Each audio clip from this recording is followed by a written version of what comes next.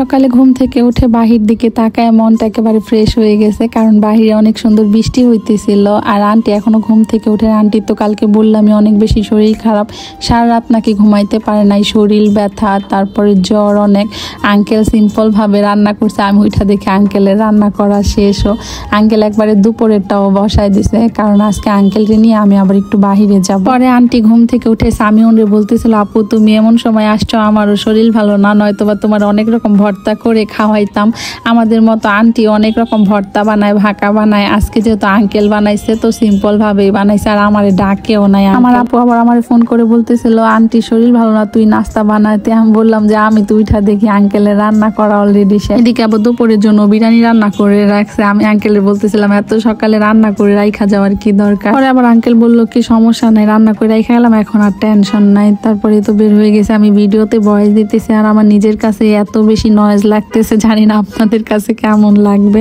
আসলে আমি অনেক বেশি নিরিবিলিতে ভয়েস দিই, তো আমি যেহেতু গ্রামে থাকি কোনো গাড়ির আওয়াজ টাওয়াজ তো হয় না। আজকে আমরা যে কাজটার জন্য যাচ্ছি, যাওয়ার সময় বারবার মনে হইতেছিল আজকে কাজটা হইব, তো তবে আলহামদুলিল্লাহ আজকে কাজটা হয়ে গেছে। সামান্য একটু ভুলের জন্য কত ভোগান্তি যে আমার হইলো, ব্যথা পাইলাম, কতবার কত জায়গায় দৌড়াদৌড়ি করলাম, ফাইনালি কাজটা আজকে হয়েছে। আর দেখেন মানুষের রিজিক যেখানে আছে ওইখানে কিন্তু যাইতে হবে। আঙ্কেল আমাদের জন্য বাসায় বিরিয়ানি রান্না করে রাইখা আসছে, আমরা তো চিন্তা করছি বাসায় গিয়ে খাবো, তবে আমাদের রিজিক আল্লাহ মনে হয় আজকে এখানে রাখছে, যে কারণে বাসার বিরিয়ানি আর খাওয়া হইলো না, এখানেই খাইলাম। আমার এই আঙ্কেল কিন্তু আমার উকিল বাবা হয়, এর আগের ভিডিওতে একবার বলছিলাম, পর অনেক আপুরা জিজ্ঞেস করছিলেন উকিল বাবা আবার কি, অনেকে নাকি এটা সম্বন্ধে জানে না।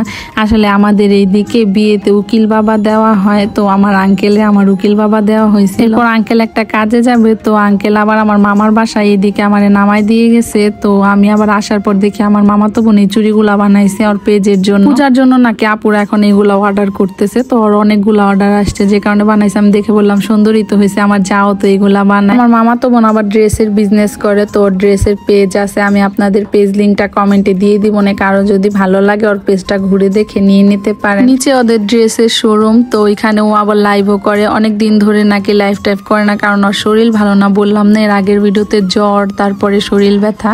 এই তো ওদের কালেকশন আরো অনেক আছে, আমি তো আর সবগুলা ঘুরে দেখাইতে পারলাম না। তারপরে তো আমরা বের হয়ে গেছি ফুচকা খাইতে যাইতে। মামি মামা তো বোনরা আজকে আমার অনেক বেশি থাকতে বলছিল, তবে আমি থাকি নাই, আমার ওইখানে যাইতে হবে।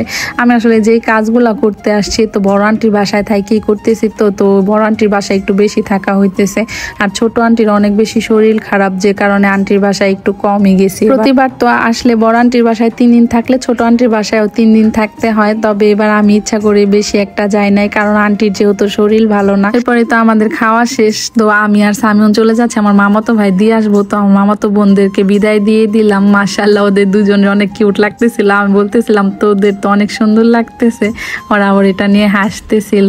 আর আমি আমার মামাতো ভাইয়ের সাথে এখন 11 নাম্বার চলে যাচ্ছি। 12 নাম্বারের নাকি অনেক আপুরা আমার ভিডিও দেখেন, খালি আপুরা বলেন যে আপু এই তো আমাদের বাসার সামনে দিয়ে আপনি গেলেন, আগে জানলে দেখা করতাম।